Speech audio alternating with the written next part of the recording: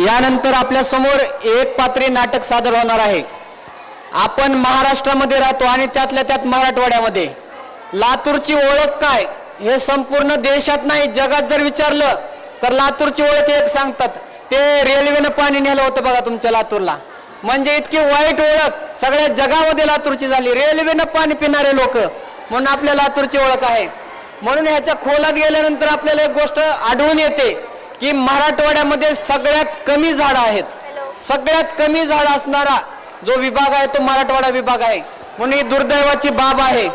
म्हणून आपल्या समोर एक झाड काय आपलं मत व्यक्त करतं हे एक पात्री नाटक आपल्या समोर झाड बोलणार आहे।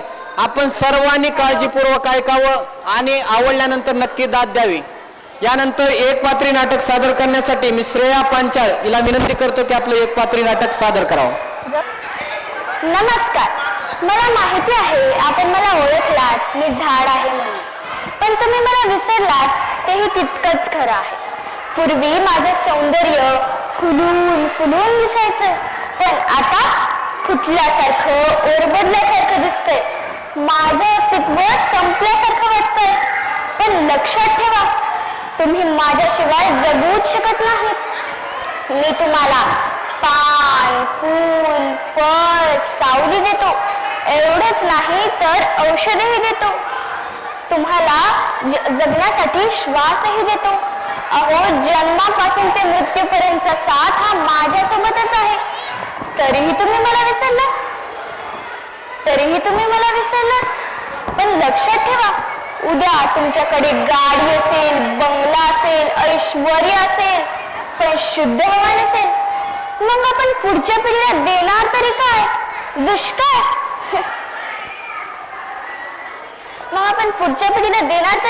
दुष्काळ। आपल्याकडे वाढदिवस साजरे करायला, लग्न समारंभ करायला, पार्ट्या करायला, पिक्चर पाहायला, फिरायला भरपूर वेळ आहे।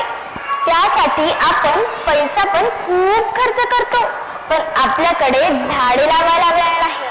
अहो, एक माणूस दिवसातनं 20 ते 25 हजार वेळा श्वास घेतो, तो श्वास घेण्यासाठी त्याला 3 झाडे लागतात। मग आता स्वतःलाच प्रश्न विचारा की आतापर्यंत आपण किती झाडे लावलेली आहेत? एक लहान मूल जन्माला आल्यानंतर सुरुवातीला त्याला त्याची आई पाहिजे, दूध पाहिजे, पाणी पाहिजे, पण त्याही आधी त्याला माझा श्वास पाहिजे जो की मी देतो मी। मग आपण आईला जपता, लेकराला जपता, मला का नाही? मी जगलो तर तुम्ही जगाल, म्हणूनच म्हणतो आत्ताच जागे होऊन प्रत्येकाने 3 झाडे लावून। झाडांशिवाय पाऊस पडत नाही, पावसाशिवाय दुनिया जगत नाही, झाडेच आहेत देव, माणसा त्याला जपून ठेव, माणसा त्याला जपून ठेव। धन्यवाद। कसं झालं? खूप छान। झाड ही काळाची गरज आहे आणि आपण लातूरमध्ये राहतो, इथं बसलेल्या सगळ्यांनाच माझी एक कळकळीची विनंती आहे की आपण सगळ्यांनी एक तरी झाड लावावं। आता म्हणचाल आम्ही फ्लॅटमध्ये राहतो, तिथं कुठून झाड लावायचं, परंतु प्रत्येकाची गावाकडे घरं आहेत, प्रत्येकाने एखादं तरी झाड लावावं आणि ते सांभाळावं। शासनाची योजना आहे बघा, झाडे लावा झाडे जगवा।